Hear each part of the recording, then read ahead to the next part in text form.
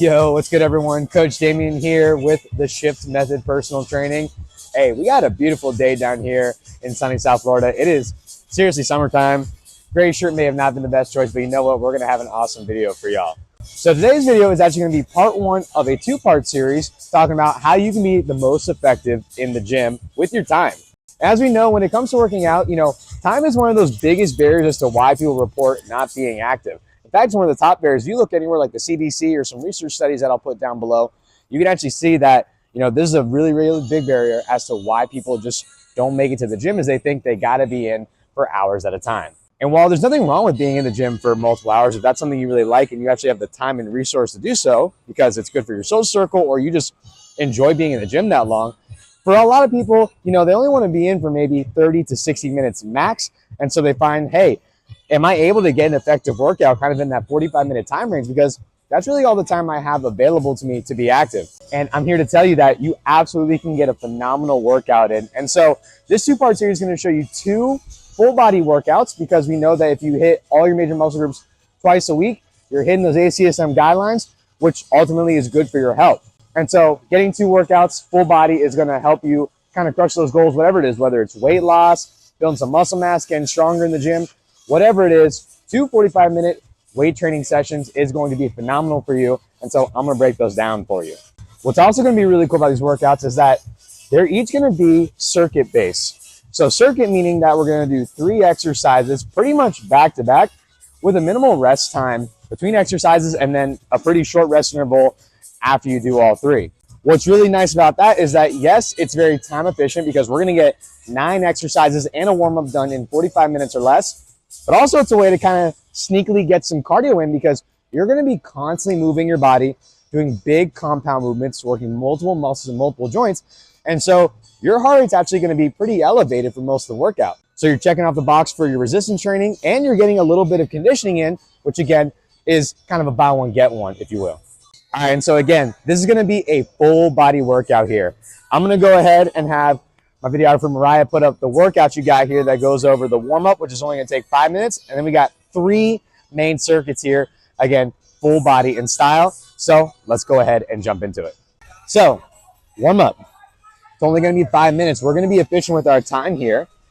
We're going to start with 2 minutes of conditioning here on the assault bike. RPE 4 to 5. That means you're moving a bit. You're a little bit winded, but by no means are you out of breath here.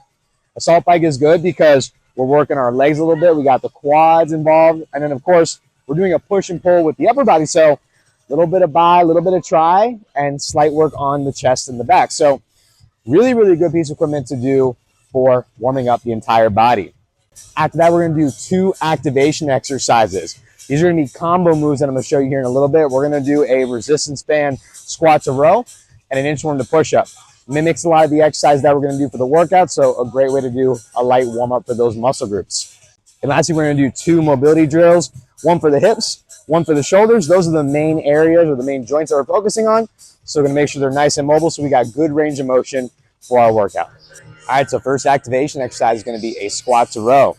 We got some squats and pull variation on our workout today, so I want to make sure the quads and back are ready. You're going to squat down as low as you can. Again, keeping that chest up nice and tall, knees tracking along with the toes. When I come up, I'm going to do a banded row, pulling those handles to the bottom of the chest, all the way back in nice and slow, and then coming back down here. We're going for 10 reps at your own pace. Here we go.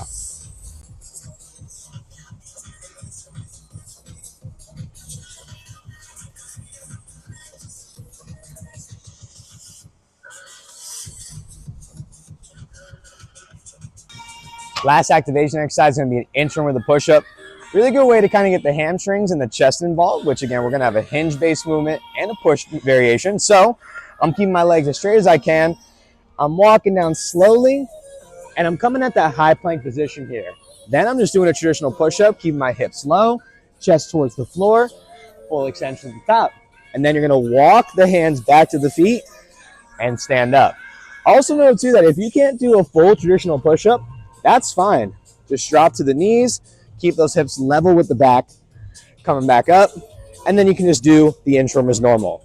But we got 10 reps here, so let's do it.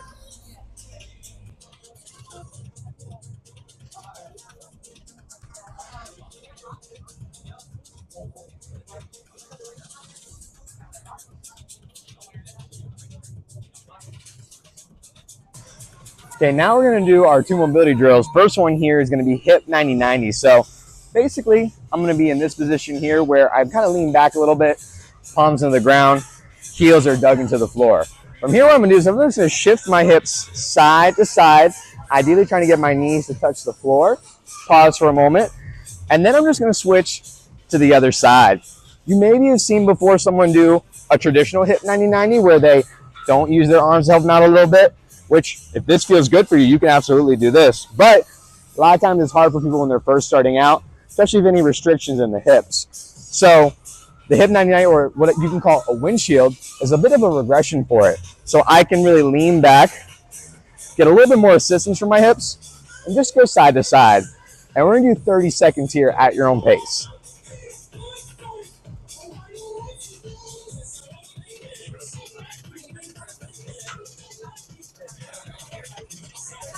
Last but not least, we're gonna do some scat push-ups. You see my channel, we've done these ones before. I'm gonna be in, again, that plank position, high plank here. I'm gonna keep my elbows straight the entire time, and all I'm gonna do is squeeze my shoulder blades together and then push them away from each other, like you're pushing the ground away from you. This is a really good exercise for, or mobility drill, I should say, for really developing what we call scapulothoracic rhythm. Great way to kind of just warm up the shoulder blade area for a lot of movements where we have to have good control of our shoulder blades. And again, if that's a little bit too difficult, no worries. You can just drop to the knees, traditional or modified push-up position here. And same thing, keep the elbows straight, pull the shoulder blades back, and push the ground away.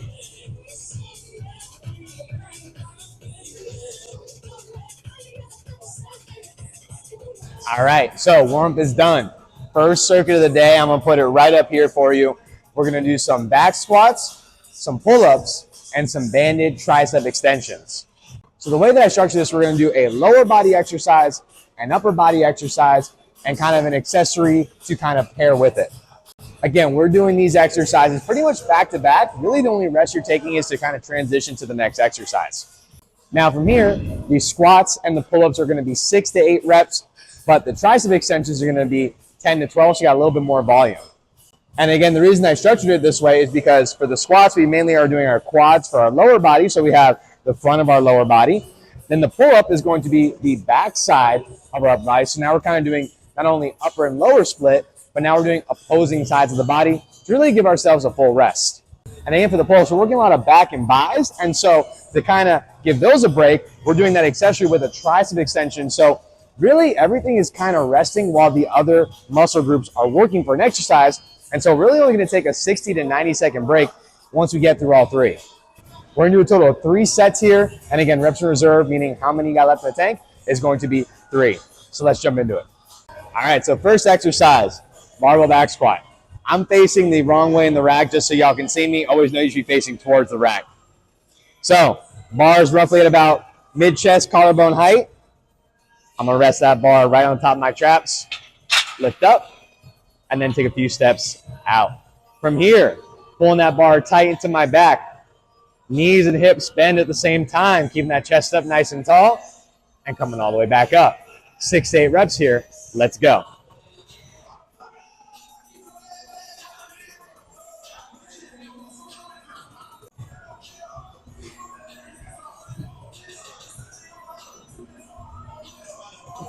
Next is going to be our pull-ups. Now, we have a lot of different options for grips here. I'm just going to do a traditional overhand grip, arms just outside shoulder width. And again, depending on the rack, the bar may be easier or hard to get to with the squat rack, but more often than not, regardless of if the bar is kind of racked for the squats, you should still be good to ultimately use the pull-up bar. And what's really cool is if you can't do traditional pull-ups, you can always put a band around the safeties of the squat rack and do assisted pull-ups, which I'll show you a few reps of too. So let's jump into it. 6 to 8 reps here.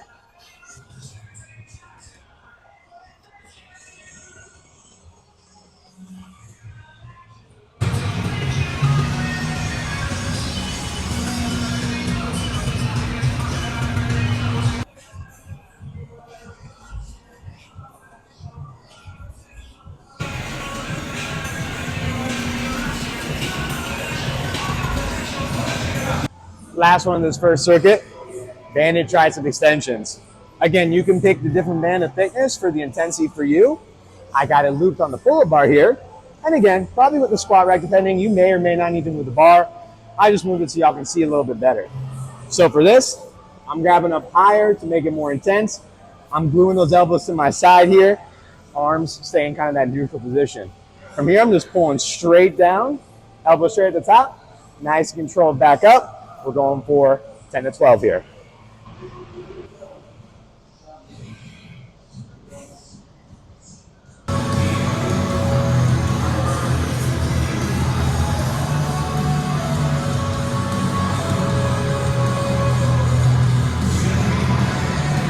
All right, circuit number 2. We got barbell hip thrusts. We're gonna do incline dumbbell bench press and incline dumbbell curls. As y'all see up here, so for our hip thrust and our bench press, we're gonna do 8 to 12 reps each. But for the curls, we're gonna do a little bit more volume. We're gonna do 12 to 15 reps. Again, we're going through 3 times with a reps in reserve of 3 reps, so pretty damn challenging. Equipment-wise, you're gonna need a barbell for yourself here, a bench that we're gonna set up to incline afterwards, and 2 pairs of dumbbells because the bench press is probably gonna be heavier than those curls we do.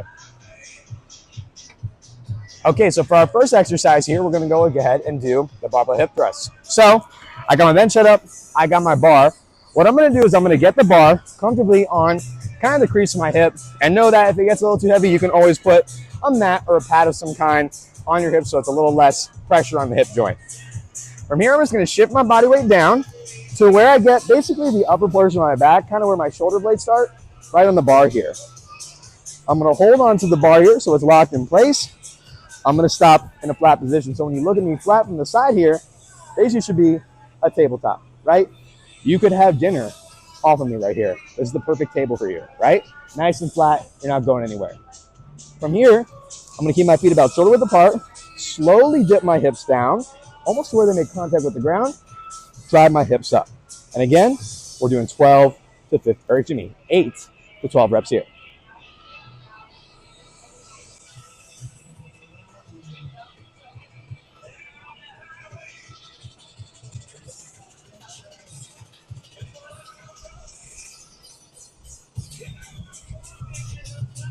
Next one we got is incline dumbbell bench press. So relatively heavier dumbbells than you would typically use for something like a curl or a tricep exercise.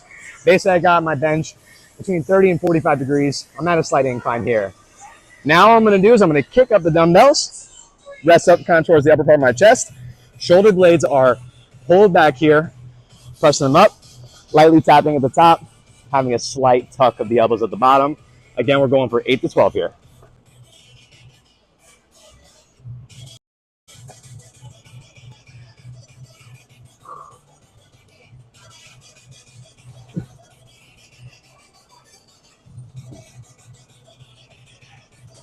Final one in the circuit here, incline curl. So the bench is already set up for us. I just grabbed some lighter dumbbells because again, bicep not gonna be able to do as much work as an incline bench press. So how I'm gonna do here, I'm gonna lay back just like I was traditionally, shoulders back, but now I have my arms kind of in this lax position here at the bottom, palms facing forward.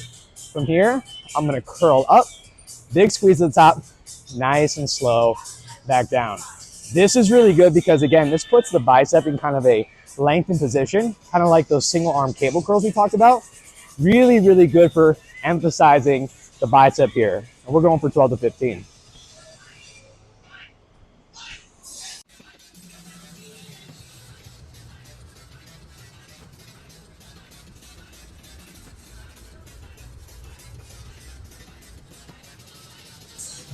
Last but not least, little core.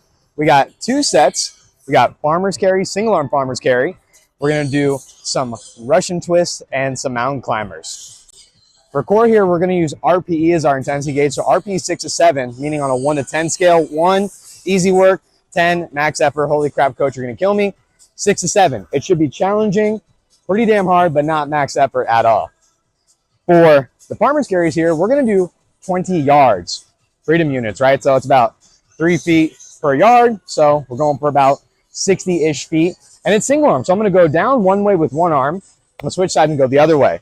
This is really good because we haven't really done any unilateral one-sided exercise yet. So it's a really good way to work on anti-lateral rotation, meaning stopping my body from going side to side.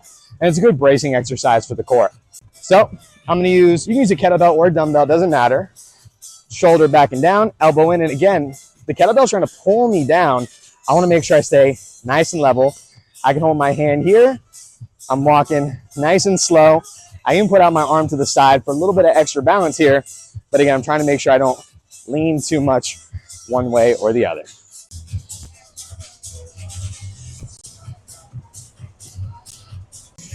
Next, Russian twists.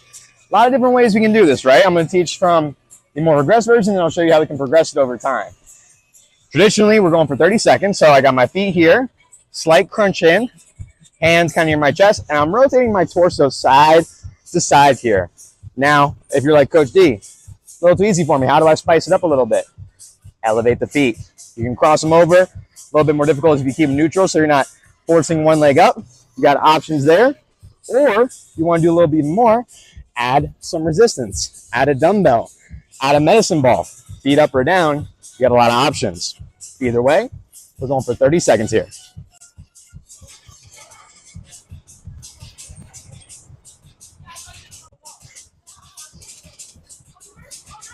Last but not least, we got mountain climbers. So we're getting in that traditional push-up position here. Shoulders right over my wrists. Hips are down like a low plank. Couple options. I can do one step at a time, right? I'm not raising my hips. Keep them pressed to the ground. You drive the knee in one at a time. This is totally fine. Again, if you want to spice things up a little bit, turn it into a slight jog where I'm driving the knees into the chest. We're going for 30 seconds.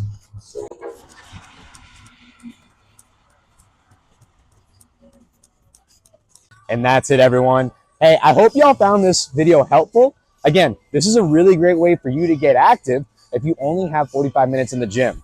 And of course, in 2 weeks, be sure to check out part 2 where I show the second workout that we're gonna do, which again will complement this one. You can give yourself 1 to 2 rest days between this workout, and now you have 2 awesome workouts that you can do in a week. Only will take you an hour and a half to do both of them. And again, you get your strength training and a little bit of cardio in. And of course, thank y'all so much. Please be sure to like, comment, share, and subscribe. Y'all know where I'm at on the socials. Subscribe to the newsletter that comes out every Wednesday at 5 o'clock. And if you want to work with me here in beautiful sunny South Florida, just send me a DM, and I hope to see y'all in the next one. Later.